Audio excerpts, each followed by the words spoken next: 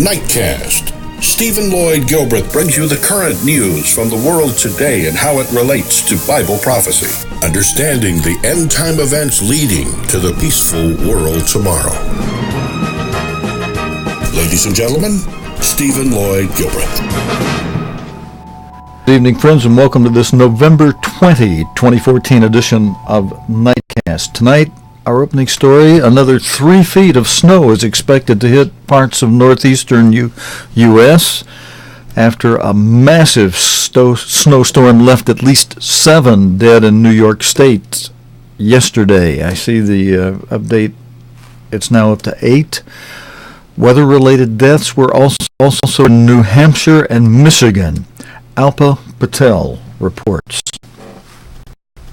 Buffalo is bracing itself for yet more snow after what has already felt milling. Shoveling has become a common sight.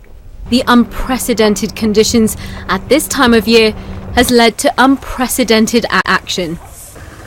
The National Guard has been brought in to help clear vital routes, but their job is being complicated by trapped drivers.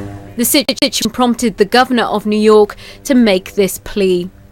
We need the cooperation of residents and citizens who have been great, but when we say stay home, stay home, going out on the roads is dangerous, it's unnecessary, you're not going to get anywhere, you will get stuck, and then you will further complicate the situation.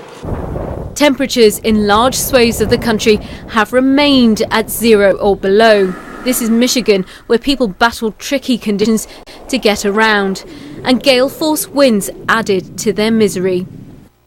The extreme weather has left some trapped, with some homes completely inundated, leaving some bemused. Winter knocked and let itself in. Yeah. This mother gave birth at a fire station after being rescued. With roads impassable, trains suspended, and sporting events cancelled, news of a predicted thaw will be welcome. With that thaw comes more problems, but that, say some, is a problem for another day. Alpa Patel, BBC News. Okay, thank you very much, Alpa Patel, and we're sorry to hear about the many deaths that are occurring there. Rebecca Williams also has a weather report, but she's using a lot of the same video. Actually, I wanted to apologize for just before we came on, Windows on 2 machines decided to do some updating, and it threw some of our configurations off. I caught it in the middle of that video to make it come out to the right size, but I think we've got the point. We've got some bad weather, some cold weather we're looking at for the moment. Now, last night, friends, I gave you a report how Catherine Ashton, the EU Commissioner, chairwoman of the EU Commission, had announced a 4-month extension on the deadline for Monday for ending the talks and finalizing a deal related to the Iran nuclear situation. That's changed. U.S. Secretary of State John Kerry has said extending the deadline for a deal on Iran's nuclear program is not being discussed.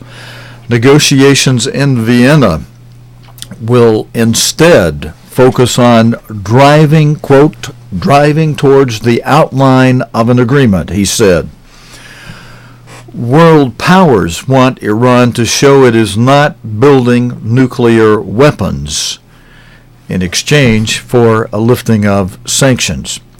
Diplomats are bracing for tough negotiation at the Six-Nation talks. You know, that's just what, if you watched last night and you saw the video excerpt that I played from November of last year when former United States Secretary of State George P. Schultz said that Iran is a tough customer. He said they'll smile at you, send you on your way, and cut your throat. I played you video from the, if you missed that, you may want to go back to our archive for yesterday and take a look at that. I also pulled out video from December last year, just 3 weeks after the Iran-Geneva talks began for this deal, this supposed nuclear program deal, and showing you how a former advisor to the Iranian government was braggadocing, just bragging and laughing about how they tricked everybody, the world leaders. And then the very man you see shaking hands with the United States Secretary of State John Kerry there, the Iranian foreign minister, appeared in a television interview just weeks, well, just not weeks, just days after the Geneva talks began in November last year, a year ago. And I played that for you. That's in the archive, where he basically says, we haven't made a deal, really, except they've agreed to, like the man on the Arabian the Syrian television in the Arabian language, but with the English subtitle we showed you. He said that the uranium we told everybody about, we agreed to reduce it by 20%. Well, it was only at a certain percentage anyway. We'll reduce that 20%. But we got this other uranium over here we haven't told you about that's at a much higher percentage, and we're still working on that, folks. And the Iranian foreign minister that Mr. Kerry is shaking hands with, just days after the Geneva talks began, in a television interview that I played last night, he said that the world is recognizing now the right for Iran to have nuclear power. And then he made comments about being on equal footing. What does that mean? He's standing there telling you just what the other Iranian man said on Syrian television. You can't trust us. We're not making a deal with you. We're trying to get on equal footing with you. How are they going to get on equal footing? Only if they have a nuclear-powered bomb. That's equal footing. And then trying to negotiate with them once they've got that bomb. You go nowhere with negotiation when they got the weapons you got. But there's more on this story. I want to read this to you. Quote, in the current situation, it will be very difficult to get a deal unless there is a new spirit. Russian chief negotiator Sergei Ryabkov told Russian media, quote, the talks are being held in a tense atmosphere. Now, the potential deal breaker are these factors. Uranium enrichment. Western states want to reduce Iran's capacity in order to prevent it acquiring weapon-grade material, but Tehran is set on expanding it nearly 20-fold in the coming years. More quotes from today's news on this from the BBC. Sanctions reduction, another one of the potential, what would you call this? What was the word I used? Potential deal breaker would be the sanctions reduction. Iran wants sanctions lifted immediately, but Western states want to stagger their removal to ensure Tehran abides by its commitments. But the only commitment it's made is to reduce that uranium they told everybody about by 20%. While it's still working on this uranium over here, it didn't tell the world leaders about. That's according to one of their own people on Syrian television in December last year. Again, I played that for you last night. It's on last night's program in our archive. You can go back and see that for yourselves. Iranian government man saying We got this other uranium over here at a higher percentage. We're still working on that. We didn't tell you about that. We only told you about this uranium we had over here at this certain lower percentage. And yeah, we'll reduce that 20% for you.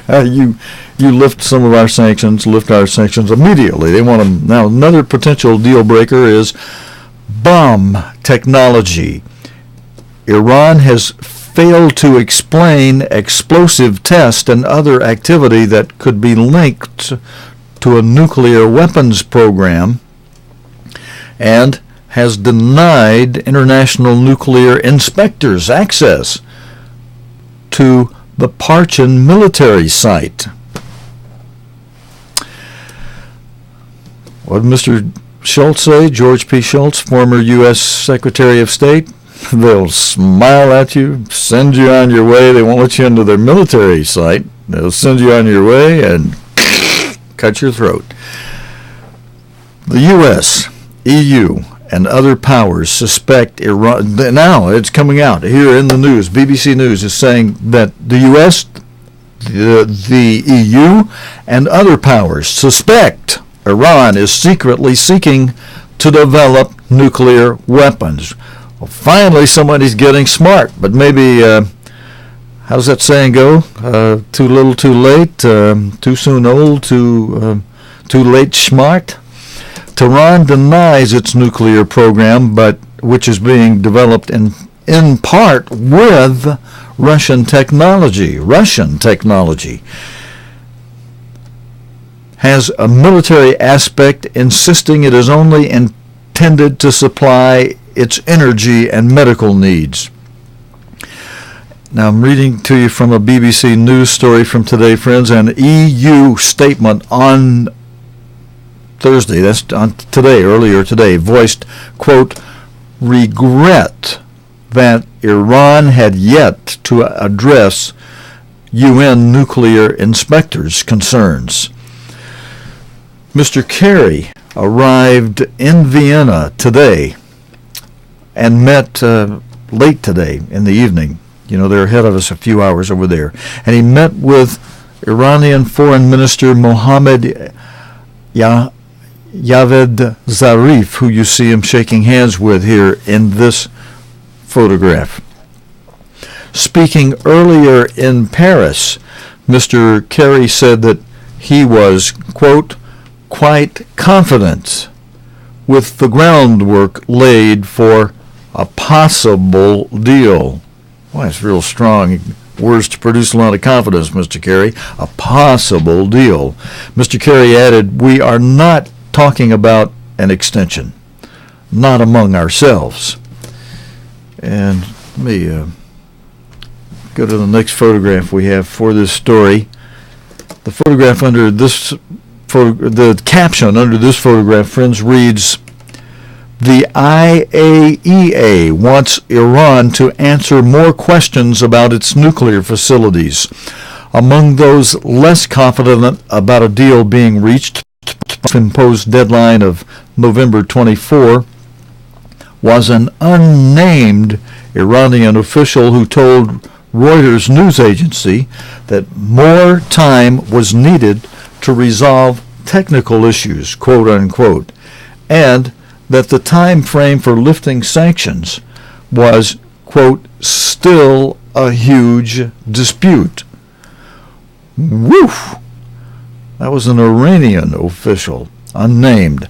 A Western official told Reuters an interim agreement, quote unquote, was more likely, or perhaps, quote, at best a framework agreement by Monday that needs to be worked out in the coming weeks and months. It's going to wind up. Some things are so ridiculous you have to laugh at them in a way, friends. You know, it's going to wind up. Iran's just dulling this along. They're going to wind up with plenty of time with Russian technology and help coming up with a nuclear-powered weaponry. Speaking in Moscow, Mr. Ryabkov said it was a crucial moment, quote-unquote, crucial moment for achieving a deal and to let it pass would be, quote, a serious mistake with grave consequences. The 6 nations involved in the talks with Iran are the U.S., the U.K., France, Germany, Russia, and China. It's unclear what, if any, effect the recent Western sanctions Russia over the Ukraine situation may have on Moscow's position at the talks, and signs Russia and Iran want to expand economic ties. Diplomats quoted by Reuters news agency say the West is willing to compromise, but Iran is not, largely because Supreme Leader Ayatollah Ali Khamenei has not given the negotiators the freedom to do so. The ball, quote, the ball is in the Iranian camp. And I'm quoting from this news story from the BBC, friends. It goes on to say, and to be honest, we have a feeling that we're treading water at the moment. The agency quoted an unnamed senior Western diplomat as saying, the main obstacle is that the decisions have to be made by the Iranian leadership. Brussels expressed its concern in Vienna at a meeting of the International Atomic Energy Agency, IAEA, at which the nuclear watchdog again accused Iran of failing to address doubts over its nuclear work. The EU deeply regrets the lack of progress on PMD, possible military dimensions issues. The EU underlines that resolving all outstanding issues will be essential to achieve a comprehensive negotiated long-term settlement, which is the EU's objective. EU Foreign Affairs Chief Federica Mogherini urged Iran to take, quote, a strategic decision to achieve a landmark deal. Well, we have some fancy talk comes out of these things, friends, but you're talking to someone. Gotta remember what former United States Secretary of State George P. Schultz, senior experienced Secretary of State, said. They'll smile at you, send you on your way, and cut your throat. No, there's no dealing with these people. IAEA Chief Amano said earlier Iran had not, quote, provided any explanations that enable the agency to clarify the outstanding practical measures. Yeah, and they're not going to. Iran had promised, in spite of what they say, Iran had promised to give the IAEA a response by late August to allegations concerning explosive tests and other activity that could be linked to a nuclear weapons program. But did they? No, they did not. The deal being sought by the world powers is not directly linked to the IAEA's investigation of Iran. However, the U.S. has said in the past that Iran must address the watchdog's concerns if it expects a comprehensive agreement in the talks. Now, I've got another photograph related to this. It's just a photograph, shows you the area there. Friends, I have half a dozen headlines from around the world as they're addressing this story. The Lebanon Daily Star, their headline reads this way: Concerned Kerry joins troubled Iran talks. Newsmax.com, they headlined it this way: Iran nuclear talks stuck. Deadline may be extended. Mail Online says UK, Iran nuclear talks stuck. Deadline may be extended. Radio Free Europe says Kerry, Zarif, Ashton meet in Vienna. Bangkok Post, their headline reads, concerned Kerry joins troubled Iran nuclear talks. And so, that's the latest on that, friends. Now, I promised you last night I would play the last, the last 2 minutes of the video we were playing where the Russian president's spokesman, Dmitry Peskov, was speaking with BBC editor John Simpson. And I'm going to need to, you know what, before I play that, I'll have that for you in a couple minutes. But while we're on this topic, let me just see, turn the volume down while I do this. In the background, I got that video from last night. I'm not going to replay it, though. It's in our archive from last night's program. Although I am going to see if I can scoot the timer up on this and catch where the Iranian foreign minister, who you saw in the earlier picture shaking hands with United States Secretary Kerry, I'm going to see if I'm able to run it up and get just that excerpt from where he was speaking.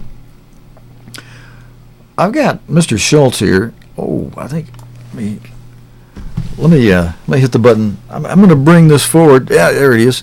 I'm going to just let you hear. I've been quoting Mr. Schultz. I played him twice last night. I want to let you hear him again tonight as he makes that statement about how to deal with Iran. Smiling and encouraging on, and then cutting your throat. Okay, all right. Now, he said, you can't trust them. He said they'll cut your throat, even though they smile at you and send you on your way and la-di-da you. But let's see if I can get to the place where that's in my other video. I pulled this one section. Well, it's there from last night. You can hear the Iranian foreign minister saying that we want to get on equal footing, that Iran has the right to nuclear power. He acknowledged nothing of a deal days after the Geneva talks first began. In the interview, he's just saying it's great now that the world powers are recognizing Iran's right to nuclear power, and as we will get to negotiation once, with equal footing. And people missed that. He said that just days after the Geneva talks began 1 year ago in 2013, in November 2013. And so now you see where we are. People are in trouble with it, and the news is giving some indication that there is some tremendous concern, as well there should be. And I played you the video last night. If you missed last night's live news, friends, you want to go back to archive and see that. I played just days after the Geneva talks began. The Israeli Prime Minister Netanyahu was saying that trying to cut a deal with them is a major mistake, a grave mistake. And I've saved that video. And I hate to say, it's as we get down the road, we're going to see that the Iranian Prime Minister's words were correct a year ago, that the former United States Secretary of State George P. Schultz warnings and words should have been taken to heart and heeded. All right, now to finish up tonight, friends, I've got the last. But not to finish up, I got a video. Even if this talk with the Russian man for some reason bores you, I'm only going to play the last 2 minutes of it. I've got some video that I think some of you, especially you ladies, some of you men too, and the kids will love. I've got some video out of Canada showing a giant panda playing in the snow at the Toronto Zoo, and that's something you don't want to miss. That is hilarious. A giant panda. I'll tell you about it right after these 2 minutes, and then we'll play it. Let's cut to those last 2 minutes of that interview that BBC editor John Simpson was doing so wonderfully with. He caught Dmitry Peskov, who is the spokesperson for Russian President Putin. Here's the last 2 minutes of that interview that we began playing for you last night.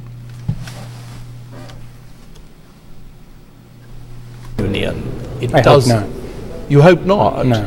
But what about... And I'm sure not. What about state control of the media, which is growing all the time? The critics of President Putin can sometimes end up dead, can't they? No, they can't. Never? Not for the criticism of President Putin. So there are other reasons? No, it's not possible in this country. But do you believe that the West is trying to encircle you and push its way into countries that used to be your allies? Well, you are right. It's exactly the feeling that we have. Encirclement.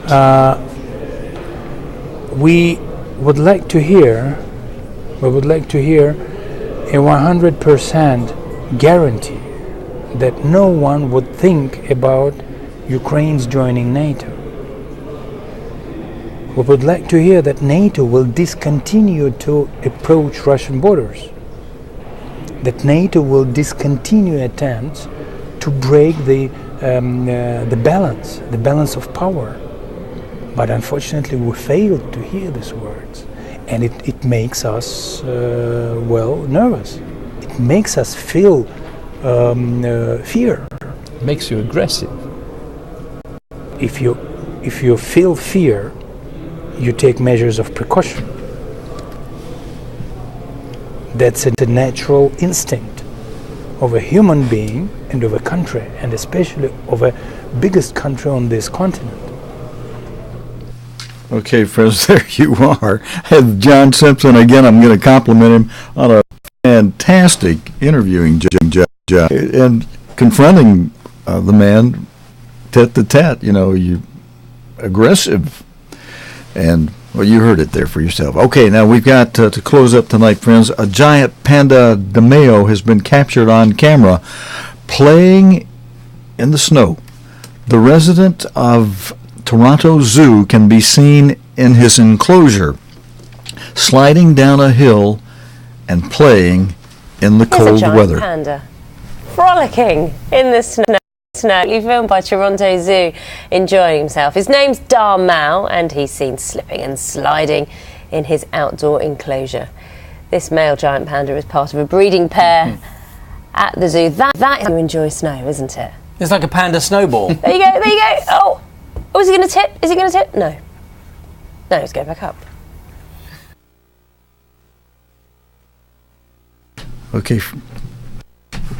Okay, friends, and I'm going to let that just play out in the back while I say goodnight to you. Hey, he's having himself a great time. Look at that. Woo-hoo! So, snow can be enjoyable. It can be fun for animals and kids and some people. It's too bad, though, that some have died from this extreme weather. But that's it for this Thursday night, friends, and we'll be off until Sunday night, except for what I do on the weekends on another channel, for those of you that know about that. Otherwise, until next time, this is your host for Nightcast saying thanks for joining me tonight, friends. And until next time, good night and so long. You have been watching Nightcast with Stephen Lloyd Gilbreth. Nightcast can be seen Sunday through Thursday nights here on COGTV.org. Tonight's program is also available anytime on demand in the COGTV.org video archive.